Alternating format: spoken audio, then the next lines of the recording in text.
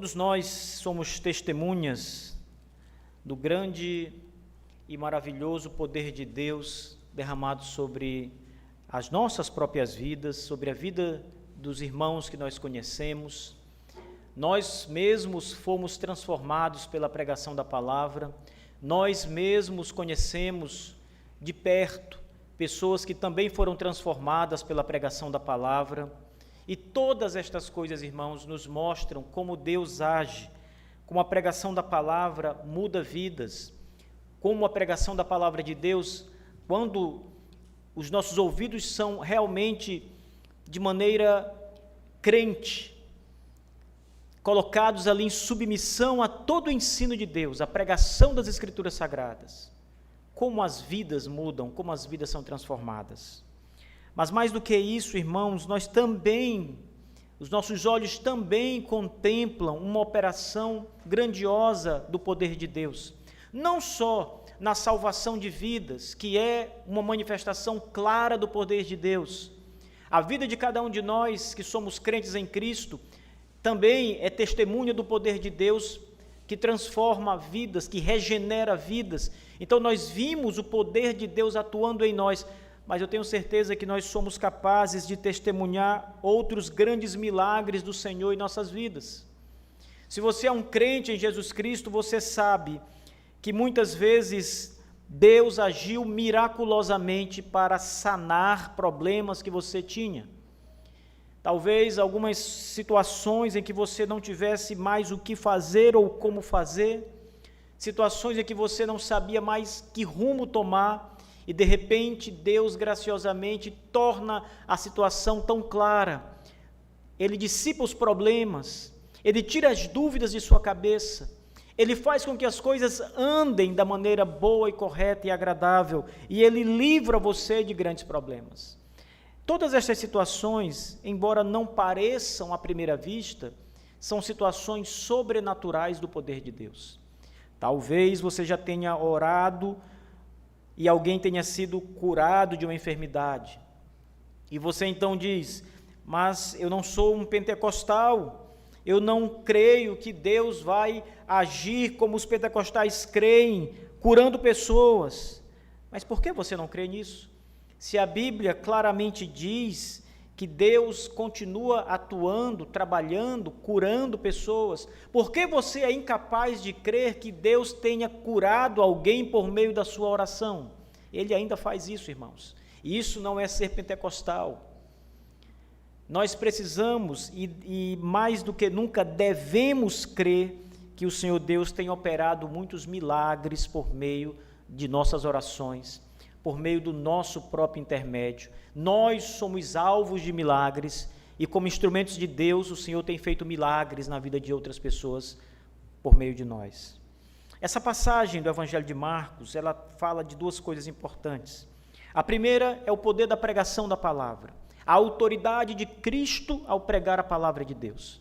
E, em segundo lugar, o poder de Deus exercido de maneira miraculosa quando ele expulsa o demônio de um homem. E essa situação ela é peculiar porque o texto nos diz, no seu contexto, que Jesus há pouco havia sido tentado pelo diabo no deserto. Se você olhar um pouco antes, no capítulo 1 ainda, a partir do verso 12, o evangelista Marcos, de forma resumida, ele nos diz que Jesus Cristo foi tentado por Satanás durante todo o tempo em que ele esteve no deserto e ele jejuava, ele estava ali sem comer há 40 dias, sem beber há 40 dias, e Satanás então aparece a ele oferecendo 1000 oportunidades, 1000 maneiras de se livrar daquela situação de fome, de solidão, de sede e de todas as coisas que a carne humana deseja. Mas o Senhor resiste a isso, como sabemos. E logo depois desta ocasião, o ministério de Jesus começa de fato. E a primeira coisa que Jesus faz é chamar os seus discípulos. Ele vai escolhendo os seus apóstolos.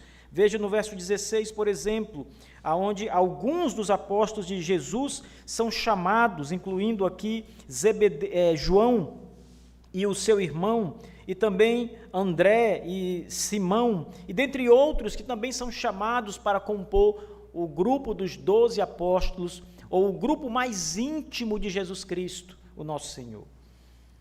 E daí em diante, Jesus começa a pregar o evangelho do reino de Deus. Ele começa a pregar as boas novas da salvação para os homens.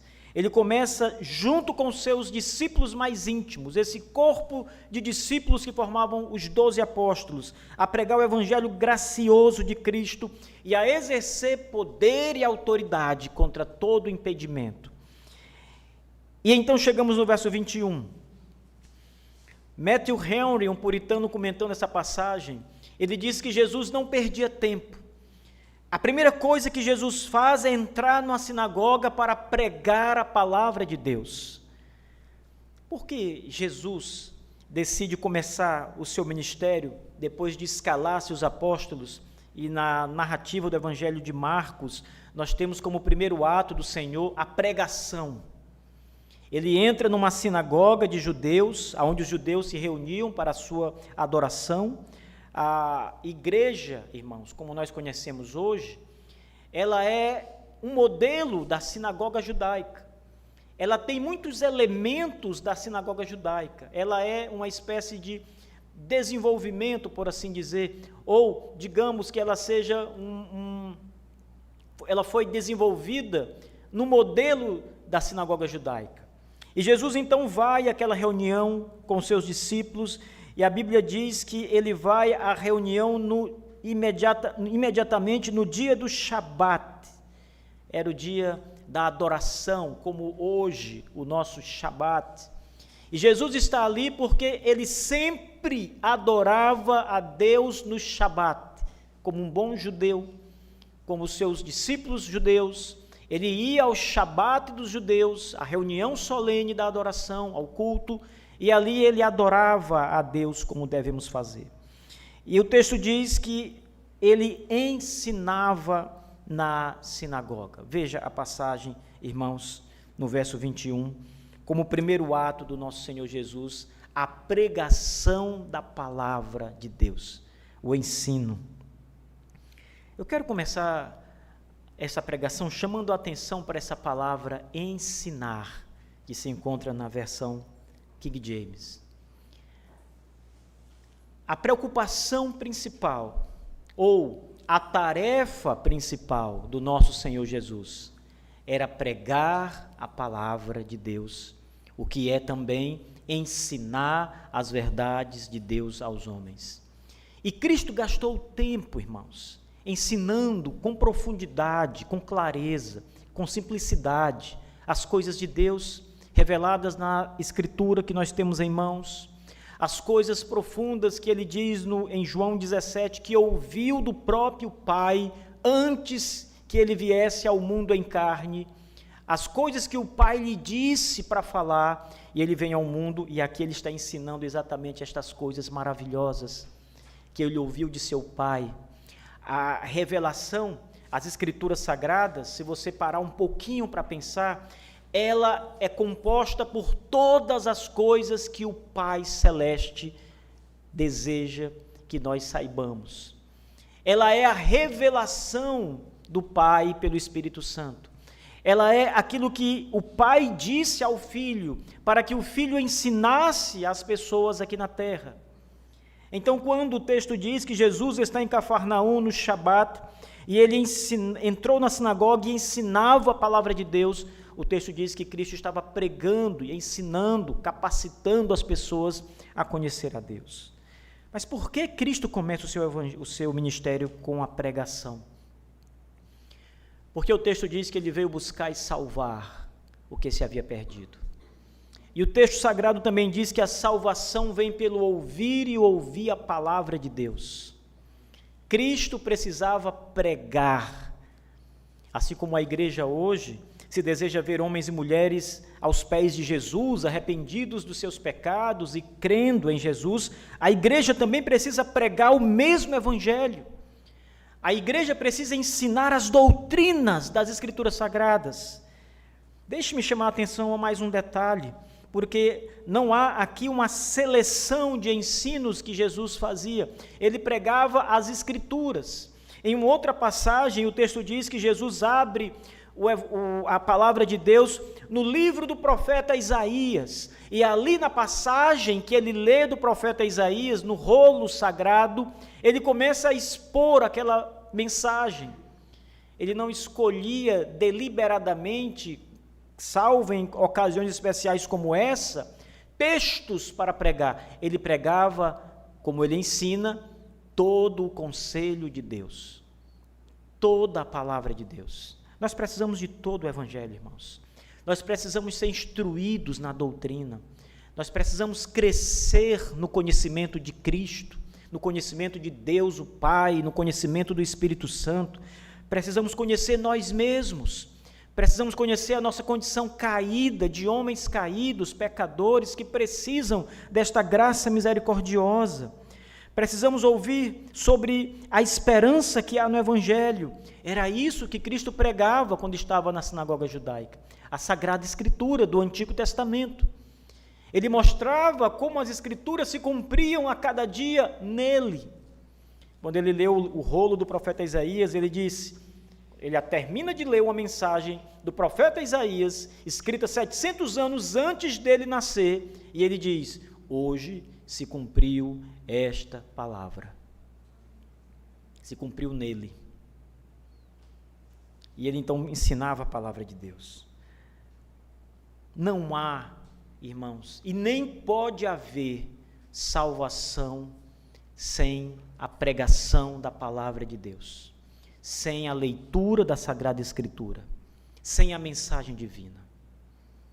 E se você deseja maturidade na fé, se você deseja aprofundamento nas Escrituras Sagradas, anseie para que a sua igreja forneça alimento sólido para você.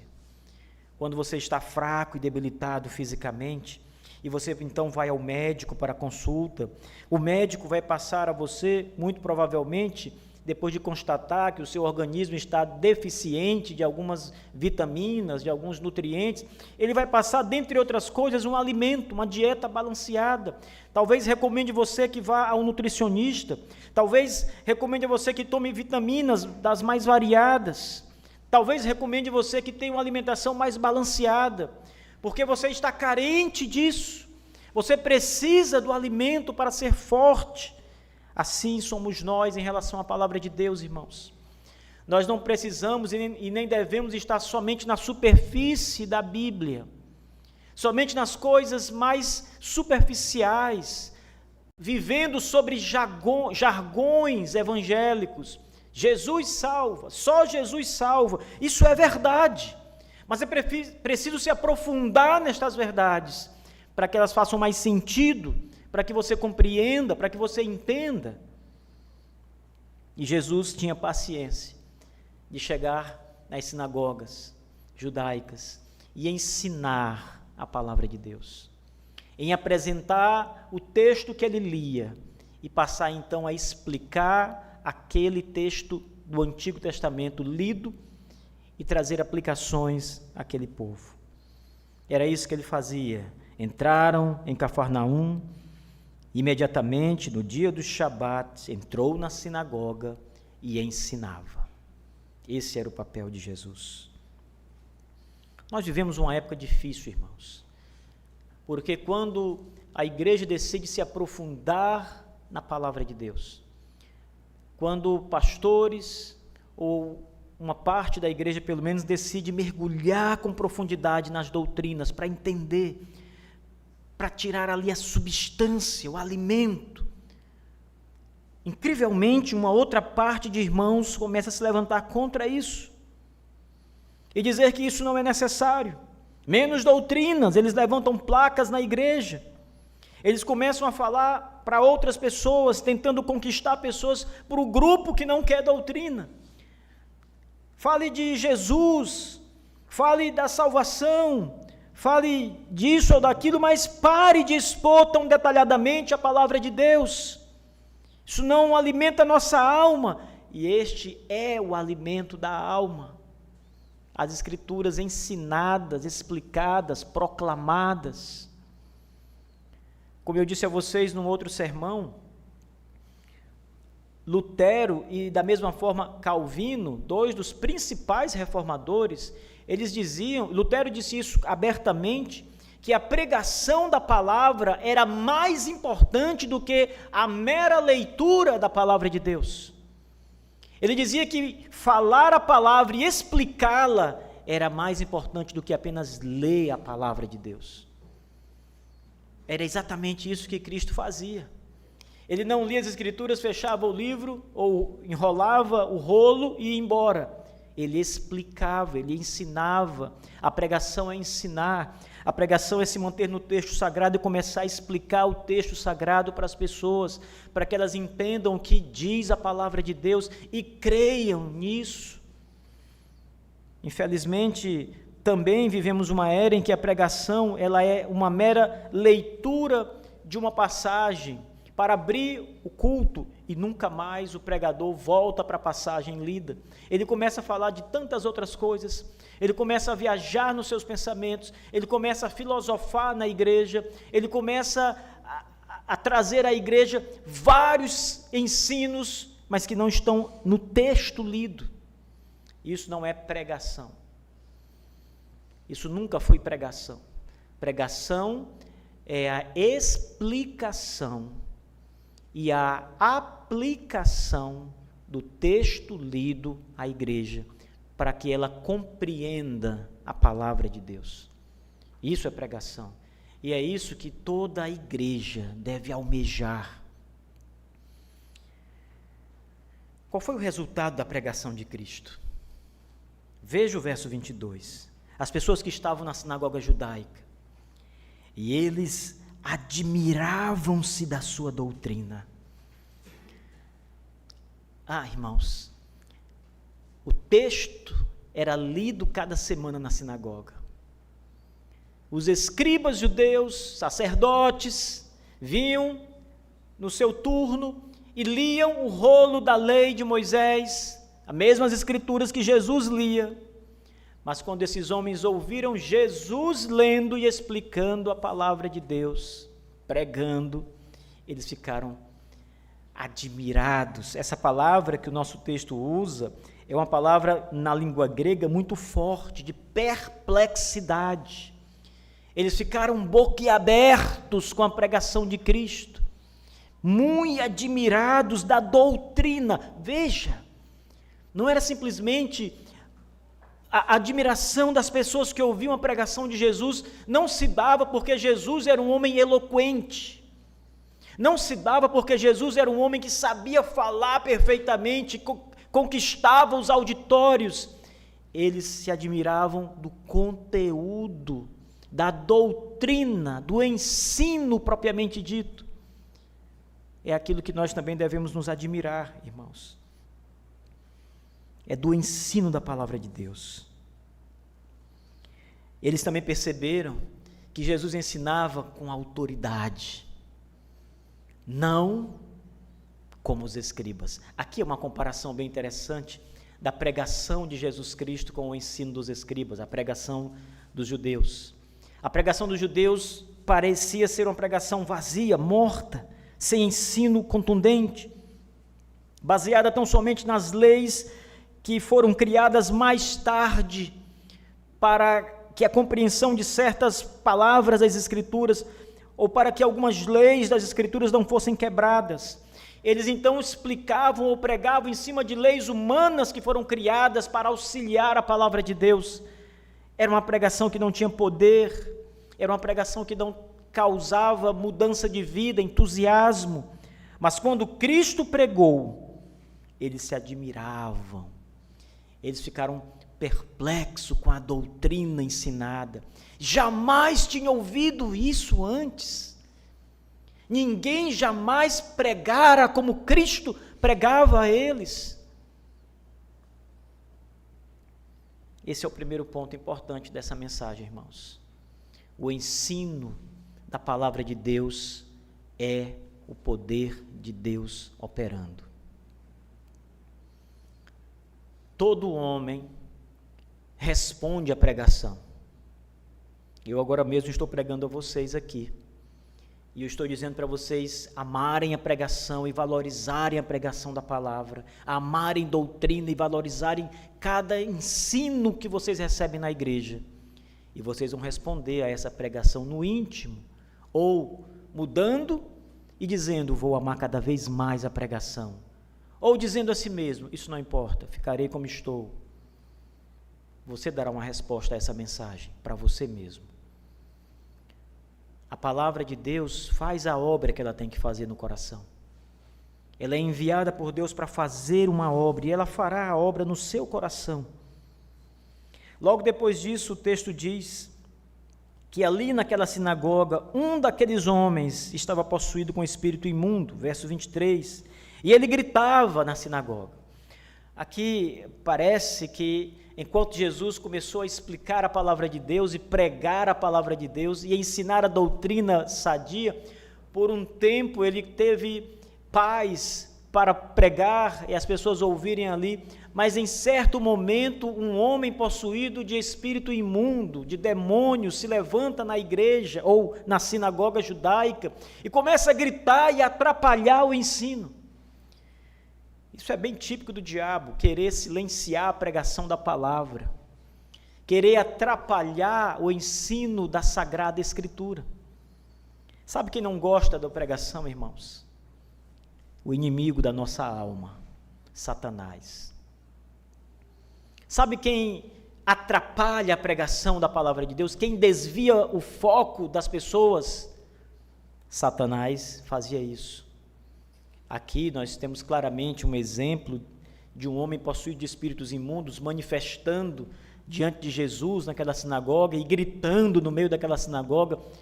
Obviamente ele estava querendo silenciar o ensino, silenciar a pregação, atrapalhar o serviço de Cristo naquele momento, fazer com que as pessoas não ouvissem as verdades do evangelho proclamada. Eu me pergunto, quantas vezes o diabo se manifestou naquela sinagoga judaica, quando os escribas e fariseus ensinavam? Provavelmente nenhuma vez.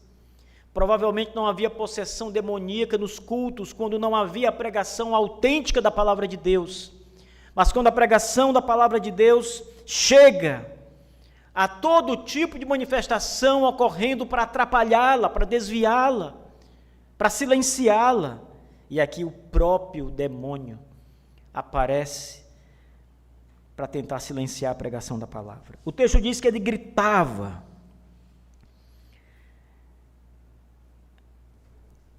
O demônio também está na igreja. Certa vez eu conversando com um amigo, e a gente estava falando aí sobre almas, coisas assim, não é? E ele dizendo, olha, você tem medo de dormir no cemitério? No cemitério logo, né? Aí todo mundo que estava com a gente dizia, não, cemitério, ninguém tem coragem de dormir no cemitério. E ele disse, pois você sabia que o lugar que tem mais assombração é na igreja? Um prédio, né? Dentro do prédio da igreja. E por que lá tem tanta coisa assim? Porque lá é onde estão os espíritos. Não é no cemitério, é nas igrejas. Irmãos, história à parte, nessa congregação judaica, o demônio se manifestou. E ele estava lá, no meio daquele povo, durante o culto a Deus, e manifestava-se, gritava, possuindo aquele homem. O texto diz que ele se dirigiu diretamente a Jesus, ele dizia, deixe-nos sozinhos, vai embora daqui, Jesus. Pare de pregar, Jesus, deixe-nos. O que nós temos contigo, Jesus de Nazaré? Essa expressão é uma expressão de humilhação. Chamar Jesus de Nazaré não era um elogio naqueles dias, porque Nazaré, irmãos, era uma pequena comunidade insignificante. É por isso que havia um adágio popular naqueles dias que dizia, e pode sair alguma coisa boa de Nazaré? Quando em outra ocasião disseram que Jesus era nascido de Nazaré e era um profeta, era um homem que pregava, ensinava, e as pessoas então indagaram, de Nazaré? Ele é de Nazaré e pode sair alguma coisa boa de Nazaré? E agora o demônio diz: Jesus de Nazaré, quem és tu? Daquela pequena vila insignificante. Ele ainda dizia: vieste destruir-nos? Eu sei quem tu és, o Santo de Deus. Todas estas expressões do demônio aqui nos dizem alguma coisa importante, irmãos.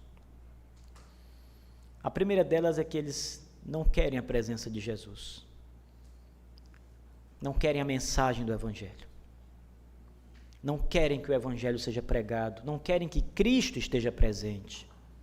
Deixe-nos sozinhos. Em segundo lugar, não há nenhum tipo de comunhão entre os demônios imundos, espírito imundo, diz o texto, e Cristo, o Santo de Deus. Não há nada entre eles, eles estão apartados para sempre. Em terceiro lugar, ele pergunta se Jesus havia vindo destruir-nos. Eles sabem do poder de Cristo, eles sabem que Jesus, Cristo, o Senhor, é quem trará a destruição sobre eles no último dia. Por isso eles interrompem e antecipam, perguntando: vieste, nos destruíste? Em outra passagem do mesmo Evangelho, os demônios dizem, ao encontrar Jesus: vieste, nos destruíste antes da hora. E, em último lugar, reconhecem que Jesus é o escolhido de Deus, o Santo de Deus, o Filho de Deus, aquele que veio ao mundo para trazer vida. Jesus repreende o demônio, diz o texto no verso 25, dizendo, a primeira coisa que Jesus diz: cala-te, não atrapalhe, silêncio. Jesus estava pregando, lembrem disso. Jesus ensinava o Evangelho, e ele diz: cala-te, e depois sai deste homem. E o texto então diz que esse espírito imundo convulsiona, grita e sai do homem e vai embora. A pregação em si mesmo já havia chamado muita atenção dos judeus que estavam ali. O ensino propriamente dito, como nós vimos nos versos iniciais, já fora suficiente para deixar aqueles homens admirados, perplexos. Mas agora eles viram mais do que a mera pregação. Na mesma ocasião, eles viram o poder de Cristo sobre as trevas, a autoridade de Jesus sobre o inferno.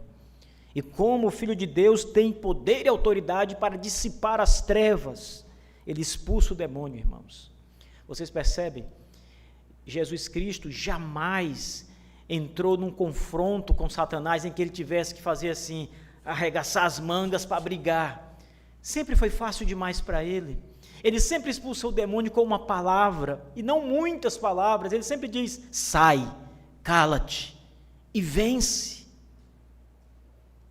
Às vezes com um olhar o demônio se treme. A presença de Jesus é suficiente para fazer com que os demônios se amedrontem diante dele, se humilhem diante dele. A presença de Cristo. E aquelas pessoas ficaram mais perplexas ainda. Por favor, olhem para o verso 27, porque agora, além de ouvir a pregação, eles viram um milagre acontecer, o poder de Deus manifestado contra o diabo. O verso 27 diz: e eles todos se espantaram de tal modo que questionavam entre si, dizendo: que coisa é esta? Que nova doutrina é esta? Porque com autoridade ordena aos espíritos imundos e eles lhe obedecem. Estes sinais e todos os outros sinais que nós vamos encontrar no Evangelho, Marcos e nos demais evangelhos, não eram o ponto, o ápice do trabalho de Cristo. Os milagres serviam para sinalizar que a mensagem, a pregação era verdadeira. Os milagres eram como testemunhas da mensagem daquele homem que devia ser crida e aceita por todos. Hoje é o contrário. Hoje nós temos as igrejas dos milagres. Outro dia, estava saindo na internet um anúncio de um pastor, e era um banner convidando para um culto, e nesse banner estava dizendo: Noite de Milagres. Nossa! Noite do poder de Deus, de milagres, curas, libertações. Virá à igreja o grande apóstolo do nosso tempo, fulano de tal, feitor de milagres miraculosos, extraordinários, grandiosos, e as pessoas correm à busca de milagres, para ver milagres. Certa vez chegaram a Jesus e diz: mostra-nos uma grande obra, e Jesus diz: nenhum milagre mostrarei, nenhum sinal mostrarei. Era a palavra, é preciso crer na pregação, era preciso crer no ensino do Senhor Jesus. Os milagres testificavam que Ele era o Filho de Deus, os milagres apontavam para Ele, sua autoridade, seu poder, sua verdade. Os milagres eram como se dissesse: creia, a prova que você precisa crer nele, no que ele ensina, são os milagres que ele faz. Mas os milagres eram secundários em relação à pregação da palavra. Os milagres não eram mais importantes do que a pregação da palavra. O exercício do poder de Deus, operando coisas miraculosas diante dos homens, não eram o mais importante no seu ministério, nunca foi. Ressuscitar Lázaro não era o mais importante no seu ministério. Ressuscitar o filho da viúva de Naim não era a coisa mais importante. Era a pregação da palavra de Deus o mais importante. As pessoas precisavam dar ouvidos à pregação, e ele dava sinais e prodígios para que elas mais ainda crescem que ele falava a palavra de Deus, a verdade de Deus. Meus irmãos, isso deve chamar a nossa atenção para algumas coisas. Em primeiro lugar, ore pela pregação da palavra. Ore pelo seu pastor. Ore quando você vier ao culto para que Deus fale, para que verdadeiramente Deus fale pela boca do pastor, do pregador da noite. Porque Deus falando, você recebe a mensagem divina. Ore, dobre os seus joelhos e clame a Deus para que use o seu pastor, a pregação da palavra. Ore para que Deus abra os olhos espirituais do seu pastor, para que ele possa desvendar os mistérios revelados da palavra de Deus na pregação. Ore para que durante a pregação seus ouvidos e seus olhos sejam abertos, e creia e ouça e se admire e ame a pregação da palavra. Ore pela pregação. Não venha simplesmente para a igreja como uma pessoa que vem apenas de barriga vazia para a mesa do almoço. Peça que a comida seja saborosa, nutritiva, boa para você. Muitos irmãos, quando saem da igreja, se dirigem ao pastor, isso em qualquer igreja, e dizem: pastor, obrigado pela pregação, falou tanto ao meu coração essa noite, eu precisava ouvir essa palavra, pastor. Outros saem como se nada fosse dito para eles, como se a palavra não fosse para eles. Alguns dizem: olha, eu vi o irmão chegar ao pastor e dizer, agradecer ao pastor, hoje Deus quis falar com aquele irmão. Não, Deus falou com toda a igreja, falou com você. Talvez você não tenha recebido a palavra de bom grado, talvez você não tenha se preparado diante de Deus em oração para ouvir a pregação da palavra. E esse é o segundo ponto.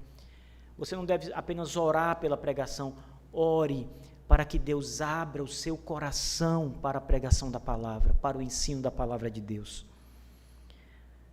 A palavra deve cair no seu coração como uma semente cai numa terra boa, a semelhança da parábola do semeador. Quando a semente cai numa terra boa, ela vai frutificar. A terra boa, diz a parábola, é o coração dos homens que recebem a palavra com alegria. Ore, irmãos, para que o seu coração seja uma terra boa, para que a pregação encontre arado no seu coração e faça a grande obra. Peça a Deus que tire todas as coisas que atrapalham, que fazem com que a sua atenção divague durante o culto. Peça para que os seus ouvidos fiquem atentos a cada palavra pregada, a cada ensino das Escrituras. Afinal, é Deus quem está falando pela boca do pregador. Ore para que você receba a palavra de Deus, mas ore também, terceiro ponto, para que você ame a pregação profunda, doutrinária, densa. Vocês já pararam para ouvir um pouco do discurso do apóstolo Paulo com calma? Ele falava dos filósofos gregos, dos estoicos, ele citou vários dos filósofos antigos, os filósofos que hoje, muitos dos seus ensinos estão lá nas universidades. E nós passamos por eles e estudamos esses ensinos. Paulo era um homem culto. Nem todos os apóstolos tiveram a mesma cultura de Paulo, mas Paulo era um homem culto. Moisés, no Antigo Testamento, era um homem culto. O texto diz que ele foi treinado em toda a ciência do Egito. Ele era o filho do faraó, o filho da filha de faraó. Ele foi criado como príncipe do Egito, para ser uma das maiores autoridades no Egito um dia. E os filhos destas autoridades, desses líderes, recebiam a melhor instrução que existia. Então, meu irmão, mais do que todos eles, Cristo e sua doutrina era culta, era boa, profunda. Ele ensina o que ouviu do seu Pai Celeste. Veja, não era coisas superficiais. Veja os evangelhos. Não era somente crer. Ele falava sobre Deus. Ele ensinava sobre seu Pai, os mistérios profundos da divindade. Ele falava sobre eleição maravilhosa, sobre o poder de Deus manifestado no mundo espiritual. Então peça a Deus que lhe dê um coração que ame a profundidade da palavra de Deus, para que você venha ao culto adorar a Deus, e o culto não seja para você um momento enfadonho, o culto não seja para você um momento em que o seu coração não se alegra. Irmãos, independente daquilo que você gosta, daquilo que você trabalha, se você é médico, por exemplo, você precisa se aprofundar em muitas coisas da sua área.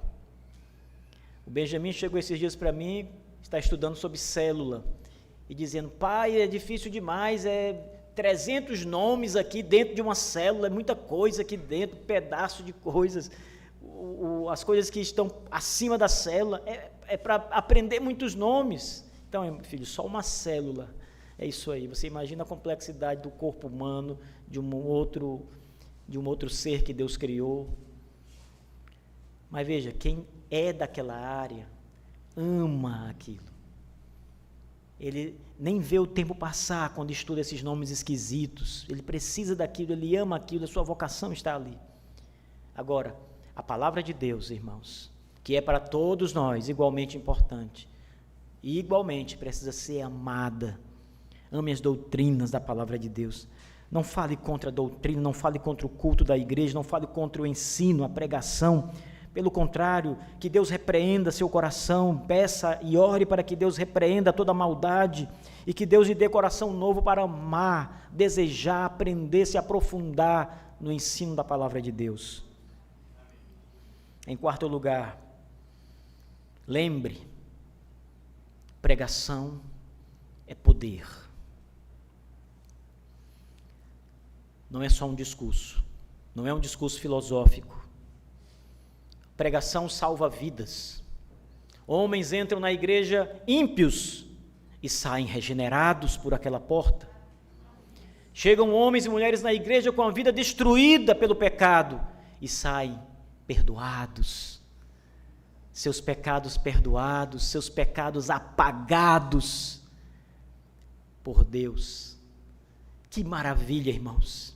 Eu lembro, certa vez, de um caso acontecido no sertão do Nordeste, em que um pistoleiro estava ali sentado no banco da igreja. Ele havia sido pago para matar o ministro do Evangelho naquela noite, e ele estava ali, ele sentou lá atrás, e ele estava ali pronto, quando ele for começar a pregar, esperando a hora exata. Eu dou um tiro, mato aquele homem, vai ter um tumulto na igreja e eu fujo. E ele está ali o tempo todo durante o culto, esperando a pregação começar. E então, quando a pregação começa, o pastor faz uma oração que toca o coração daquele homem. Ele diz: eu vou esperar um pouco, deixa ele começar a pregar, a passar um pouquinho a pregação para me matá-lo. Foi o erro dele. A pregação é poder de Deus, irmãos.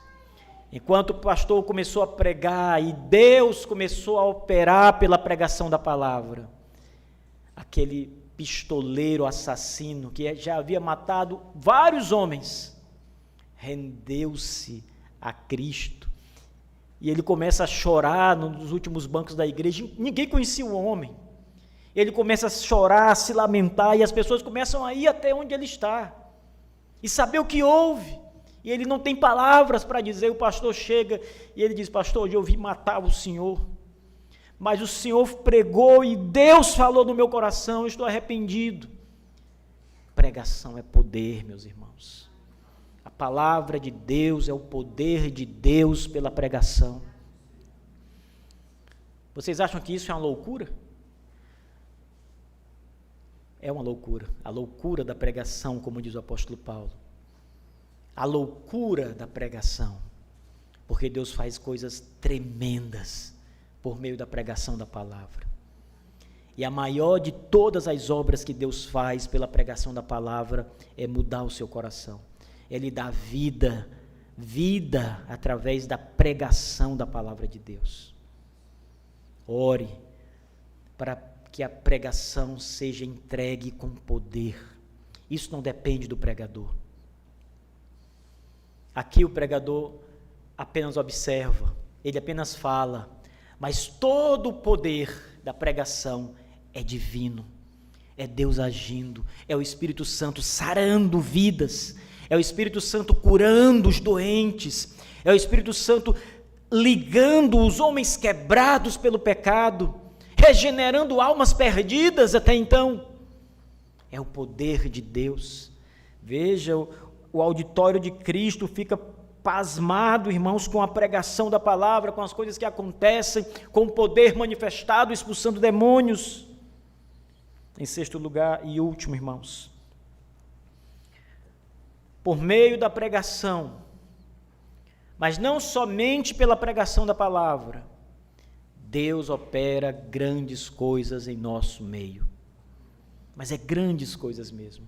Como cristão, você já deve ter testemunhado, se não, você irá testemunhar, enquanto sua jornada prossegue em Cristo, coisas maravilhosas que aconteceram, sinais e prodígios do poder de Deus, coisas grandes, que somente você como cristão poderá dizer: isto é obra de Deus. Isso não é normal, isso não é natural, isso é o poder de Deus operando sinais e maravilhas que eu sei, eu conheço Deus, eu sei que Deus está agindo. E Deus faz coisas assim, irmãos. Deus faz coisas que nós nem imaginamos pela pregação da palavra. Coisas que estão muito além do que nós imaginamos. Não há nada difícil para Deus. Não há nenhuma barreira que Ele não possa ultrapassar. Tudo para Deus é fácil, como eu disse aqui agora há pouco. Expulsar demônios é fácil. Curar enfermos é fácil. Tem uma passagem que eu fico olhando para ela às vezes, imaginando, irmãos, boquiaberto. A pessoa chega doente e diz: Senhor, se tu quiseres, eu posso ficar limpo. E Jesus diz: eu quero, fica limpo. E a doença vai embora. É o poder de Deus. O grande e maravilhoso poder do Senhor Jesus Cristo, que opera de maneira inimaginada. Pense nestas coisas essa noite, meu irmão, irmã. Estas palavras são para a edificação de você que crê no Evangelho, que crê em Jesus Cristo. E se você não é um cristão, eu quero essa noite, no nome santo de Jesus Cristo, chamar a sua atenção e lembrá-lo que os dias estão passando. Você não é o juiz da sua vida, você não sabe o seu destino. Creia, porque todas as vezes que a palavra pregada chega aos seus ouvidos, é uma oportunidade que Cristo está te dando. Creia, se arrependa dos seus pecados. Sirva a Jesus Cristo todos os dias da sua vida até o fim. Fiquemos de pé.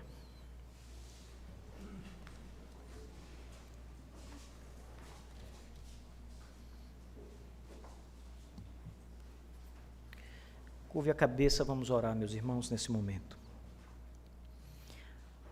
Senhor, muito obrigado por essa noite, Pai. Mais uma vez, Senhor Deus, nós somos lembrados da pregação da palavra e como o Senhor age pela palavra, edifica, salva. Teu poder é manifestado ali na pregação, Senhor. Ó Deus, toma o nosso coração agora, Senhor Deus. Eu imploro em nome de Teu Filho Jesus Cristo. E nos faz, Senhor Deus, amar a Tua palavra pregada todas as vezes. Deus, que a nossa alma seja nutrida, Senhor Deus, pela pregação, todas as vezes que a ouvirmos. Que a Tua palavra fortaleça a nossa fé, Senhor Deus. Que estejamos firmados na rocha soberana que é Cristo Jesus, o Senhor. Ó Senhor Deus, edifica toda a Tua igreja, Senhor. Os nossos filhos, os jovens desta igreja, as crianças, Senhor Deus, como a pequena Amália. Ó Senhor Deus Todo-Poderoso, cuida dela, Senhor Deus. Que seja como Timóteo, que desde as pequenas letras foi instruído na sua casa por sua mãe, sua avó, as sagradas letras do Evangelho. Que assim seja com os nossos filhos, Senhor Deus. Que os jovens da igreja temam sobretudo o Senhor Deus e não seus amigos, não se entreguem aos prazeres do mundo, às coisas enganosas deste mundo, mas voltem-se para a palavra do Senhor e vivam o Evangelho. João diz: jovens, vós sois fortes porque venceste o maligno, e a palavra de Deus está em vós. Que seja assim nesta igreja, Senhor Deus. Que os jovens desta igreja sejam fortes na palavra. Prepara, Senhor Deus, esta geração, Pai. Prepara para que resistam aos dias maus, confiados no Senhor e na sua palavra, palavra do Teu poder. Deus abençoa cada família, os pais, dá sabedoria, Senhor Deus, que o coração deles esteja inclinado a ouvir a Tua voz e ensinar a Sua palavra às esposas e aos filhos como líderes do seu lar. Toma, Senhor Deus, cada mãe e prepare os ouvidos delas para que absorvam o ensino sagrado e possam transmitir a seus filhos, a suas amigas. Faça isso, Senhor Deus, nós te suplicamos, Senhor. Que haja salvação, Senhor Deus. Que haja a glória do Teu nome em todas as coisas. Em nome de Jesus Cristo. Amém.